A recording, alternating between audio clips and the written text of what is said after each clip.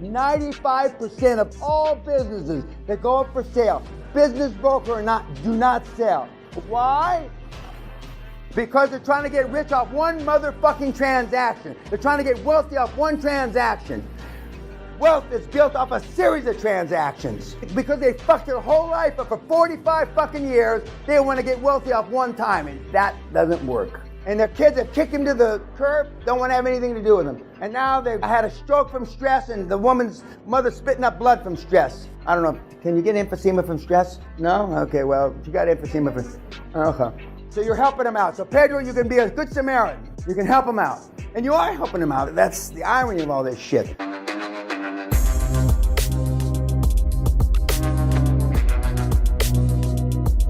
They can tie you up in court, and what they normally do is they wait till you're going to go public. The day before you're going to go public, or the week before you're going to go public, or the week before you're going to sell to an industry giant. Then they step in, their lawyers serve you and say, all that business that you stole, tortiously interfering with our business, really belongs to the old company. And they hold you up. And you got to pay them off, 1 million, 5 million, 50, depending on how big the deal is. And normally what you do is you cut it, if they're right and they got you by the balls, then you cut a deal and say, okay, we'll pay you 5 million out of the proceeds of the public offering. Or you got to go back with your hat in your hand on your knees to the industry giant that's buying you and say, I hate to tell you this, but we got a new shareholder and he wants 25 million, but I think we can buy him off for 5 or 10 million. And of course, you've lost all credibility with the guy that just bought you. They think that you're, also ran second-tier rookie, which you are. But if the deal is still sweet enough, they'll add 5 or 10 million to the purchase price and allow you to buy it out. But you can do that. I don't like that way because they're going to step up as soon as you're going to want to sell or go public, and they're going to stick you up. I rather let them have 2%, and after 3 or 4 or 5 years of them getting nothing, and the way they get money is if you pay a dividend. Now, if you're stupid enough to pay a fucking dividend when you got hostile shareholders, you deserve to lose control. You don't pay a dividend. Your cash distributions are bonuses. Remember, I told you the board of directors are getting bonuses upon successful transactions, success fees on transactions, not dividends, because dividends have to go through all shareholders, even the dissident ones. But you can do that. You can do that. Did I answer that? Yes, ma'am. When you're first getting Is this a Torrance question? If they all say yes, what do you do with the one? After you pick one, what do you do with the rest? You're talking about filling the positions on the board level? Okay, so you mean if the first board guy you go to and you like and he says yes, even though you've got 3 more on the boil, so to speak, then you might turn 2 of them into industry experts. One of them might be an accountant. You fill the other slots. But you might, if only they're qualified, normally if they're qualified to be chairman, they're qualified to be something else. They're qualified to be the industry expert, transaction lawyer, so you won't have that problem. But you can never have enough good people on your board. You can never have enough good people on your bus. I'm telling you. Don't be worried about being diluted. Right now, with 1 or 2 exceptions in this room, you don't have fuck all. With 1 or 2 exceptions on the YouTube, you got to fuck all. So don't be fighting over pennies. When you're talking of tens or hundreds of millions of dollars. Don't worry about it. And I've taken boards, half of a board, spin it off, found a new company, and did a new roll-up. There's a lot of different ways to skin that hog. If I don't want to pay hostile shareholders dividend, it's okay when the company is so private. Yes, sir. Public company, I want to get their track. Okay, yeah. You're right. If you've got a public company, you got to pay these assholes dividends. When you take a dividend, pay a dividend, and if you want to build up a track record, exactly. Well, then you got to get rid of those guys before you go public. You got to go. The history of dividends starts from the day I go public, you know? No, yeah, you're right. You can pay dividends non-public, but you don't. But they're not looking what I did when I was private. No. Yes, sir. Sorry, I'm struggling to understand the role of... Really? That's hard for me to believe, Walter. Can you believe it's hard? Go ahead. The role of a CFO, he sounds basically like... finance director. Yeah, he sounds basically like... In this country, it'd be a finance director. In this country, normally the CEO means managing director. In this country, operations director is the chief operating officer. But go ahead. He basically sounds like a lawyer to me, or transaction lawyer. He can, depends. But see, now this is coming from the son of a lawyer, okay? But I would rather have, now again, you're worried about, even if not on a conscious level, on a subconscious level, you're worried about giving this shit away free. It's contrary to our human nature. Trying to get Dutchmen to do this, for those of you that are listening, it's not impossible, but it's next to impossible. Because the Dutch don't believe in anything for free.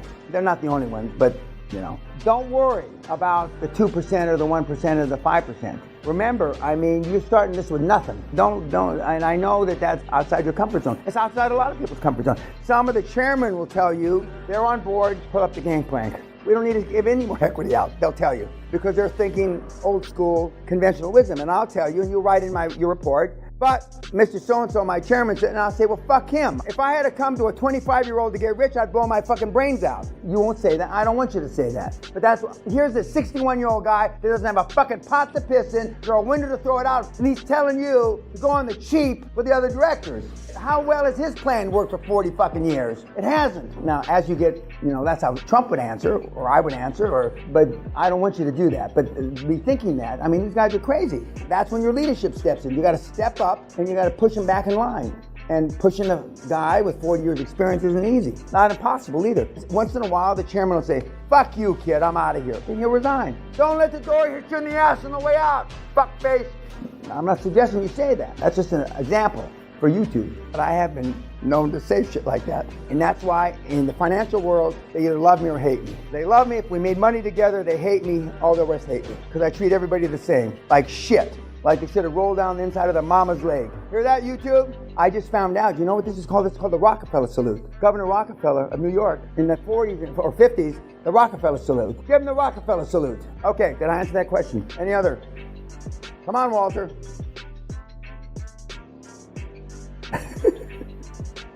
Okay, so now you've got your chairman, your CFO, the same drill for the transaction lawyer and the accountants. They'll be easier because once they see you got a CFO and a world-class chairman, they fall into line. The process, it all goes quicker. Some of those guys, I tell you to meet them in person. Some of the guys, I know you're busy, just count me in, and they won't meet you in person. So now we've got the board. So now you've got a lot of experience, or not a lot, you've got a lot more experience because you made a lot of presentations. So now you're focusing on the accountants. Why do you do the accountants first instead of the lawyers? My experience of 25 years, the accountants are easier to bring in on the outside team. They're still part of your dream team, but they're not part of your board of directors. Start with the smaller firms, 10, 15, 18 largest in the world, or in the UK or the United States. And again, we have templates, we have all this stuff, and you make the presentations, and they will see, the chairman. They'll see the former, even though you're talking to KPMG, they'll see the former PwC 40-year partner. They'll see all that, and that all counts. Perception is reality.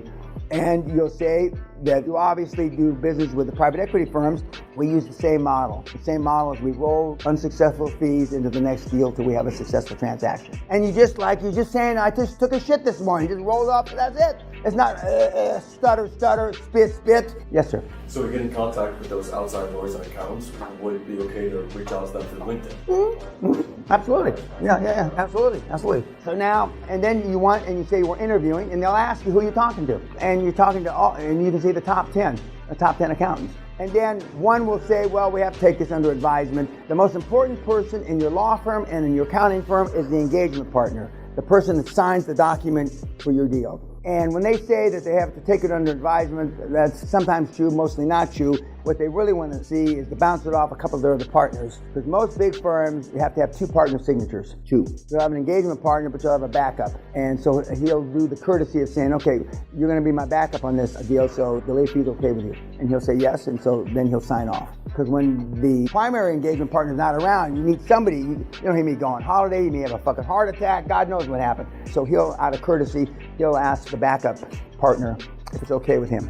And so now, accountants, lawyers, and now the law firm will say, oh God, you've got KPMG, or you've got BDO, you've got all these people. They'll still interview. They'll give you more of the benefit of the doubt. So by the time you get down to the lawyers, I mean, you're pretty well poised. Now, at the same time, with the end of the accounts, the beginning of the lawyers, you start to warm up banks, which I'm going to cover tomorrow in detail. You warm up the banks, not with a deal, but are they we have scripts for that too. Are you in a lending mode for healthcare? Are you in a lending mode for IT? Now, you've looked at the Wall Street Journal, you've looked at the Financial Times, and you see ABC Bank, Deutsche Bank, etc.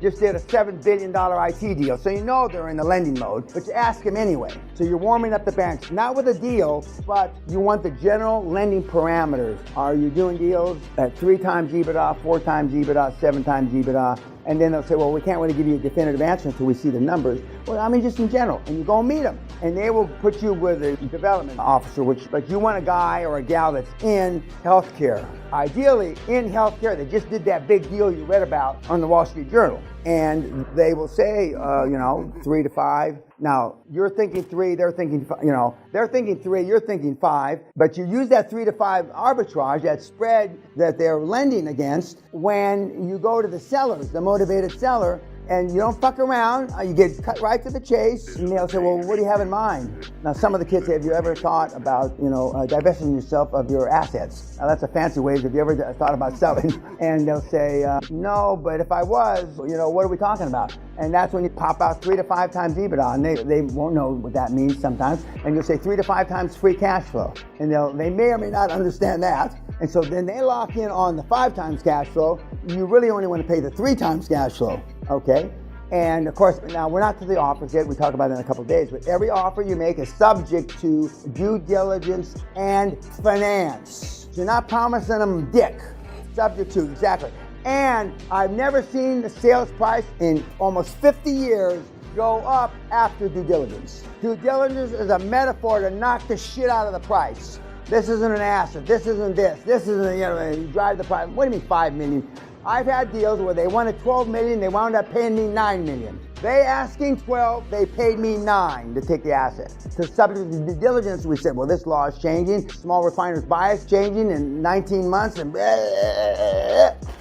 it's not worth anything. It's not worth anything. So now you've got the parameters from the bank. So you're doing that while you're seeing the lawyers at the end. And as the accountants and going to the lawyers, you're asking them for referrals for financial institutions, okay? And they will feel comfortable based on the board that's already been put together. And they will try to shove you. The accountants also have lawyers now. KPMG has law firm. You don't want the law firm and the accountants to be together, because there is no such thing as a Chinese wall. I'm not going to go into a Chinese wall, but there's supposed to be separation where the accountants don't talk to the lawyers, or I can be on an investment banking deal at Citibank on the 11th floor, and I don't talk to the guys on the 9th floor. That is horse shit. That is horse shit.